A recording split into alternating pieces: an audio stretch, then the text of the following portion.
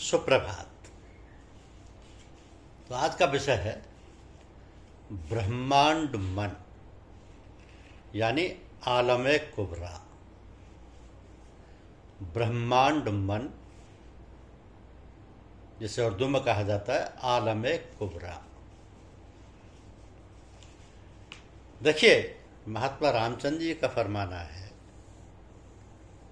कि चूंकि प्रवृत्ति सबकी अलग अलग होती है, इसलिए जाप करने वालों की अलग अलग विशेषताओं यानी खासियतों के कारण जाप और शब्द के भी अलग अलग रूप होते हैं। जैसे किसी को कभी कभी हो जाता है और अधिकतर नहीं होता है, और किसी किसी को उससे उल्टा होता है और कभी नहीं होता है। तो किसी किसी को मरते दम तक नहीं होता, लेकिन मरते समय एकदम भभूका सा फूट पड़ता है। हाँ, सब लोगों को मालूम रहता है कि शब्द हो रहा है और जाप करते रहते हैं। ये भी जानते हैं कि हमारे और इसके बीच जिसका हम जिक्र करते हैं जाप जरूर है।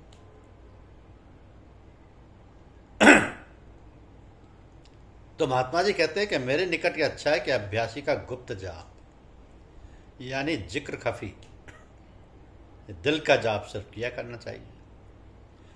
नाजेंस और गैर आदमी तथा गैर सोबत के नक्शों से दिल को साफ रखना चाहिए और परमात्मा के सिवाय किसी की तरफ तवज्जो नहीं करनी चाहिए।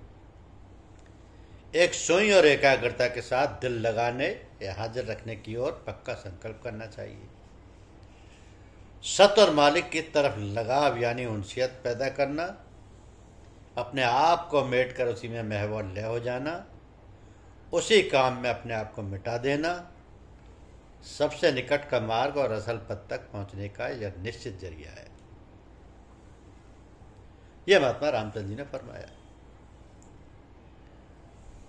तो महात्मा जी कहते हैं कि जाप के भेद भी होते हैं, यानी कि 4 किस्में होती हैं।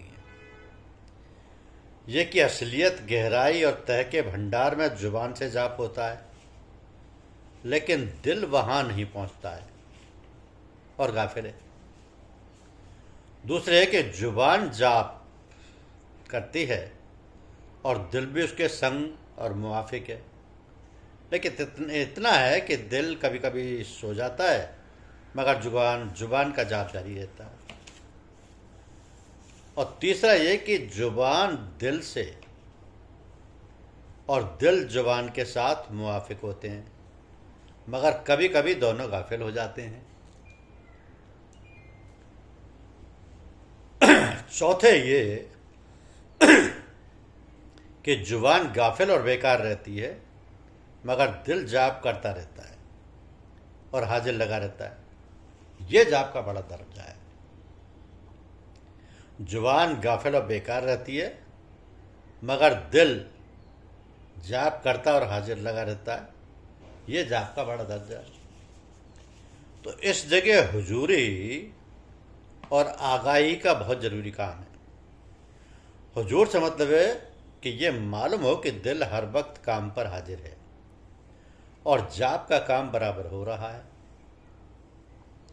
आगाही खबर और ज्ञान का नाम है। गुप्त जाप जिक्र खफी करने वाले को ये दर्जा मिलता है कि वह अपने दिल की आवाज़ को सुनता है। जाप करने वाले के सिवाय कोई दूसरा उस शब्द को नहीं सुन सकता और ना दिल की आवाज़ को कोई सिवा परमात्मा के जानता है। अब शब्द अभ्यास के संबंध में कुछ आदाब हैं। तो महात्मा जी कहते हैं कि ये आदाब वो बातें हैं जो जाप या शब्द अभ्यास यानी जिक्र करने और उसके सरल बनाने में सहायक होते हैं। यदि ये बातें न बरती जाएं तो कठिनाई होती है और अच्छी तरह काम नहीं बनता है। तो उनमें से थोड़ी बातें ये हैं जो जाप करने से पहले की जाती हैं और कुछ ऐसी हैं जिनका जाप शुरू कर देने के बाद ध्यान रखा जाता है और कुछ का जाप के बाद। तो जाप शुरू करने से पहले की बातें ये है कि पश्चाताप किया जाए। अब तक जो कुछ किया सो किया, अब आइंदा को सदा के लिए वादा करना कि अब ऐसी बातें कभी नहीं करेंगे जो धर्म के विरुद्ध अब तक की हैं, दिल को शांत यानी मुतमय्यन रखेंगे, पाक साफ रहेंगे, शौच तहारत करना, नहा धोकर साफ कपड़े पहनना और साफ जगह पर बैठना आदि, अपने गुरु से सहायता और फैज़ लेना, और ये बात जानना कि गुरु से सहायता लेना ऐसा है कि गोया हम अपने इष्ट देव से मदद ले रहे हैं। तो जाप की तैयारी कैसे की जाए? कि आसन के साथ बैठना है। यह जी की बात है कि दो जानू बैठे जैसे नमाज में बैठते हैं या किसी दूसरे आसन से। सबसे अच्छा सिद्धासन मालूम होता है। जगह जहां बैठना है खुशबूदार करना, धूप या लोबान आदि सुलगाकर या हवन करके या ताजे सुगंधित फूल रखकर, कपड़ा साफ पहनना, गुरु का प्रकाश में नूरानी रूप दिल में हाजिर और प्रकाशित यानी मुनव्वर रखना, बाहर भीतर दोनों तरफ शब्द सुनने और ध्यान रखना, विचारों से मुकाबला और लड़ाई ना कर लड़ना बल्कि उनकी तरफ से बेपरवाह हो जाना, अच्छे बुरे किसी से ना उलझना, खुश या नाखुश ना होना, हिम्मत बांधकर पाबंदी से काम करना, यदि बीच में जी उचाट हो तो फिर साधारण तौर से लगाना, जोर और धमाके के साथ नहीं। अब जाप या अभ्यास के बाद के कर्म क्या है? कि जाप यानी जिक्र करने के बाद देर तक चुपचाप बैठे रहना चाहिए, प्राण को रोके रहना चाहिए, अर्थात जोर से सांस नहीं लेनी चाहिए, ठंडे पानी व ठंडी हवा से थोड़ी देर बचे रहना चाहिए क्योंकि इससे दिल की गर्मी जाती रहती है। शरीर की रगों के मुंह जो गर्मी में खुले रहते हैं उनमें सर्दी भीग जाती है। जब तक रस छनता रहे या सन्नाटा सा आता रहे, खामोशी से पान करता रहे, खुद ब खुद भिद लेने और खत्म होने देना चाहिए।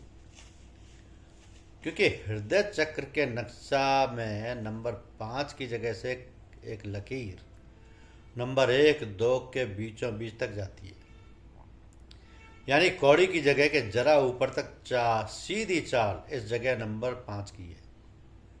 मतलब ये कि नंबर 1, 2, 3, 4 पर शब्द अभ्यास करने से जब सूरत खिंचकर सिमटकर इस लाइन पर आ जाती है तो फिर सीधी चाल ऊपर दिमाग और सिर के आत्मिक चक्रों पर खुलने लगती है। तो सूरत महवियत और अंतरी खिंचाव में ऊपर को अंदर ही अंदर भागा और चढ़ा करती है। अक्सर इस लाइन में ऊपर नंबर 5 पर और कुछ सीना के बीच में या कौड़ी के पास भी शब्द का उच्चारण हुआ करता है। चूँकि मनुष्य की बनावट तत्वों की पंजीकृत अवस्था के संबंध रखती है और दिल का मेल व खेल व स्वरूप उन्हीं के गुणों और आत्मा के चैतन्य शक्ति से बना है।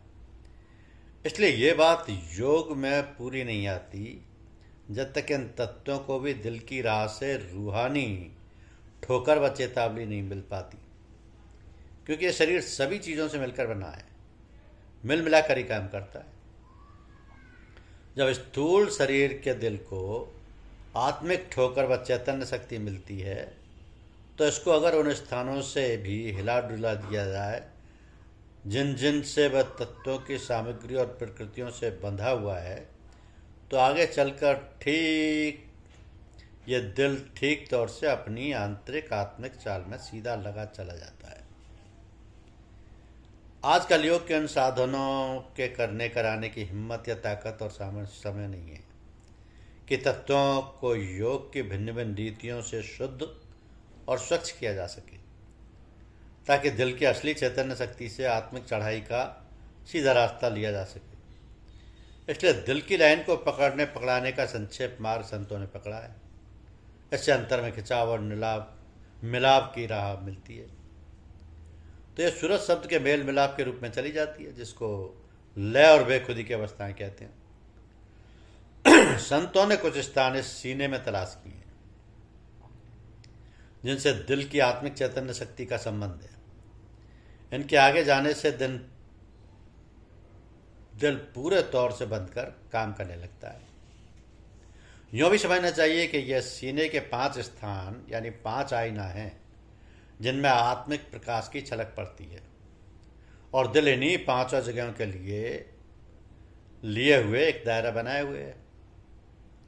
इन्हीं 5 जगहों को लिए हुए एक दायरा बनाए हुए तो दिल के संग इन स्थानों को जगाने या खुलने से स्थूल शरीर के कुल तत्वों और उनकी प्रकृतियों पर भी असर पड़ा करता है। इन्हीं पांचों स्थानों से तत्वों के गुणों का संबंध है। तो अभ्यास में यह आवश्यक नहीं कि इन पांचों स्थानों पर सबकी तबीयतें हर जगह एक सी खूब लगा करें क्योंकि जिसमें जो तत्व प्रबल होता है उसकी प्रवृत्ति भी जोरदार होती है और वही स्थान उसका प्रबल होता है। वहीं से ज़्यादा सद्भाव और सफाई का अपने आप हुआ करती है, अन्य सब जगह हल्का रंग रहता है। तो जहाँ तक हो सके और अभ्यासी को मौका मिले इन सब जगहों पर भी थोड़ी बहुत कोशिश करें, लेकिन जहाँ पर दिल ज़्यादा महवियत और शक्ति पकड़े वहाँ पर ज़्यादा ध्यान और अभ्यास करते रहना चाहिए। तो यह अभ्यास जहाँ पर जितनी अधिक महवियत और आंतरिक खिंचाव पैदा करता है उतना ही वहाँ पर आत्मिक शक्ति बढ़ती और खुलती दिखाई जाती है या दिखाई देती है। तो तात्पर्य यह है कि जहाँ ख्याली सूरत शब्द से दिल लगने लगाने का काम करते हुए जब बिना ख्याल व सूरत शब्द मिलाकर बेखबरी, जिसको आंतरिक आकर्षण भी कहते हैं, पैदा करते हैं, तो वहीं पर से दिल से बंधकर बीच की लाइन से ऊपर चढ़ जाने का रास्ता पैदा हो जाता है। नंबर 1 स्थान पर सूरत शब्द के अभ्यास से जब वहाँ से महवियत यानी ध्यान से बेध्यान की डूबी हुई अवस्था जागती है तो दिल में एक नई गर्मी पैदा हो जाती है, अर्थात शौक व हिम्मत में तेजी बढ़ जाती है और मालिक से प्रेम की सूरत पैदा हो जाती है, तो उसके पाने की इच्छा बढ़ जाती है। तबीयत में जज्ब और गुदगुदाहट पैदा हो जाती है। यह जोश व खरोश उभरने का स्थान है। मुसलमान संत इसी को महल मार्फत कहते हैं, यानी उसी स्थान से मालिक के प्रेम का मार्ग खुलता है। नंबर 2 पर जब तरक्की हो जाती है, यानी सूरत शब्द से जब यहाँ पर महबियत या लीनता पैदा होती है, तो परमात्मा से परोक्ष गायबाना रूप से प्रेम या लगाव व लगन सी पैदा हो जाती है। तो जोश की गर्मी में प्रेम की शांति की ठंडक पैदा हो जाती है। यहाँ पर हल्के हल्के सुरूर व आनंद के साथ उसकी याद में जो मस्त और महव रहता है, तो यहाँ पर मोहब्बत व प्रेम से ये मतलब है कि उसकी याद से उसके मिलने के ख्याल में एक तरह की मजबूती सी आ जाती है और इत्मीनान सा हो रहता है जिसको शांति का भाग कहना चाहिए। मुसलमान संत उसको महल मोहब्बत कहते हैं। तो नंबर 3 पर जब सूरत शब्द लीनता की दशा को प्राप्त करती है तो शौक व जज्बा और मोहब्बत व प्रेम की शांति दोनों ही खिंचकर एक ऐसी उन्मनी अवस्था में चले जाते हैं जिसको मुसलमान संत महल हैरत कहते हैं। इस स्थान पर दिलपने को भी मस्त और बेखबर पाता है, उस पर सिक्का जम जाता है, मानो वह दिखाई देता हुआ सामने वर्तमान है। तो उसके सामने अकल व तमीज आदि सब कुछ लुप्त हो जाते हैं। यही स्थान है जहाँ पर से अभ्यासी प्राय मज्जूब यानी अवधूत हो जाते हैं। मुसलमान संत इसको महल मुशाहिदा कहते हैं। यहाँ पर घनी महवियत हो जाती है तथा होश में आने पर भी कुछ देर तक कुछ भी समझ में नहीं आता, हैरत ही हैरत रहती है। तो यह दिल की महवियत बस समाधि की पहली तृप्ति है, जो 5 जगहों से सिमटकर बीच की लाइन पर आकर मस्तक पर खिंचकर दूसरी तृप्ति पूरी होती है। इसके बाद ब्रह्मेंद्र तक चढ़ाई पर दिल की तीसरी आत्मिक तृप्ति खत्म हो जाती है। इसके बाद तुरीय और तुरीयातीत की अवस्थाएं कहलाती हैं, जो दिल की चढ़ाई की चाल व राह से परे हैं, लेकिन होने को होती और आत्मा के संग भासती रहती हैं।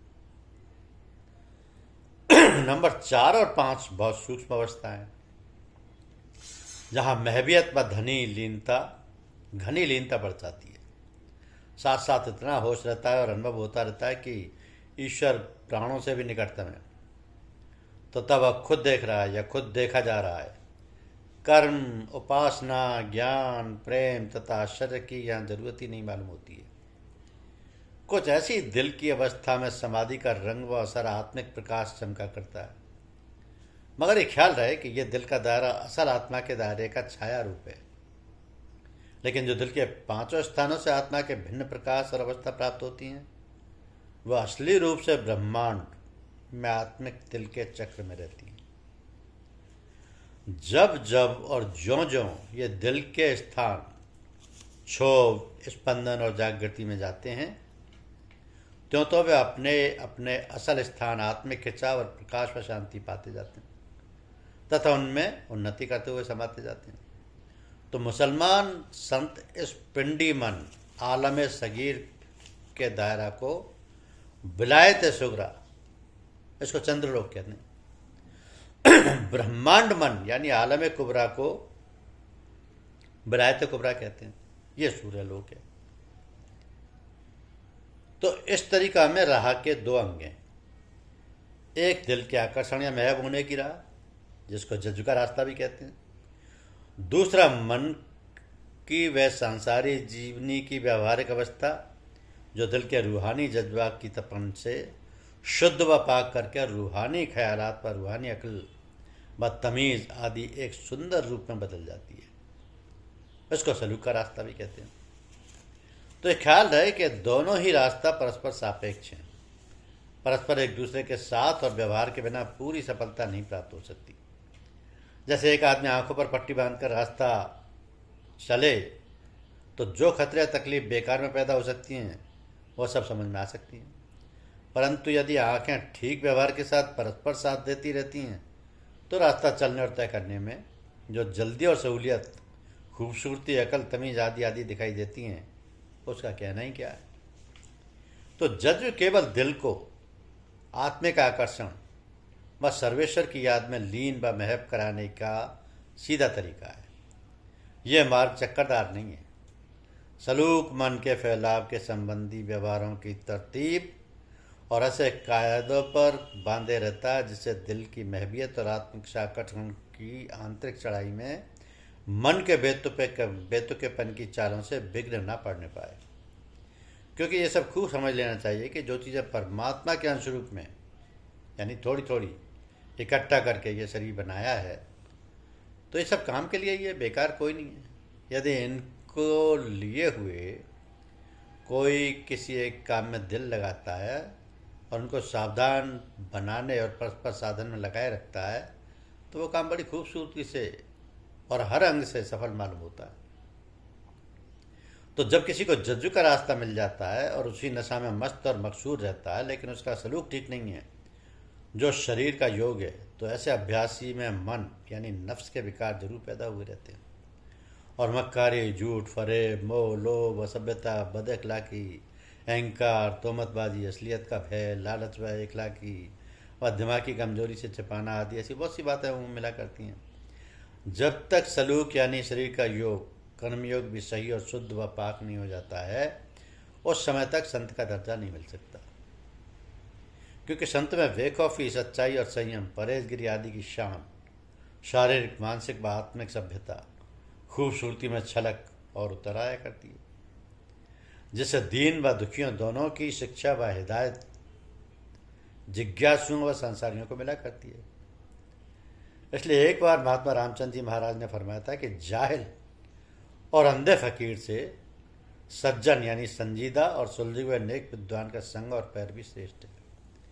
क्योंकि अंधा या जाहिल फकीर तो अपनी धुन ही की अलापेगा और उसी में दूसरों की खींचतान करेगा, चाहे बौंदे मुंह कहीं पर गिरे, चाहे चल रहा है।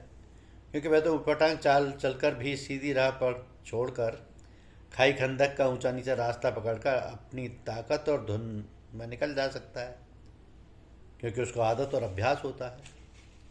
लेकिन साथ के दुनियादार लोग इस ऐसी चाल और राह में हर जगह पर ठोकर खाने और गिरने गिराने का खतरा उठा सकते हैं। जबकि नेक विद्वान सज्जन व पंडित से जब कोई बात पूछी जाएगी तो वह धर्मशास्त्र और जैसा कर्मयोग का पूरा साधन करने वालों ने लिखा है उसी के अनुसार बंधी तुली नपी बात ज़्यादातर बतलावा समझा देगा, जिससे आधाधुंध की नासमझी की चाल से बेकार की तकलीफ आदि का सामना नहीं करना पड़ता है। तो साथ साथ ये भी जरूरी है कि सलूक यानी कर्मयोग भी ठीक नहीं हो सकता है जब तक दिल में आत्मिक गर्मी और माले के कुल के प्रेम का आकर्षण प्रकाशित ना हो। क्योंकि इसी के सहारे कर्म यानी शरीर का योग, शुद्धता और खूबसूरती के साथ बन सकता है। मतलब यह कि जहाँ कहीं ये दोनों सही मार्ग का तरीका मिल सके, ज़रूर बिना किसी चूँ-चाँ या अगला पिछला हवाला आदि मिलाए हुए कबूल व इख्तियार कर लेना ही बड़ी बुद्धिमानी है। अन्यथा परेशानी ही परेशानी हाथ रहती है और हाथ आया हुआ समय निकल जाता है। असली रास्ते में सावधान रहें। धन्यवाद, शुक्रिया।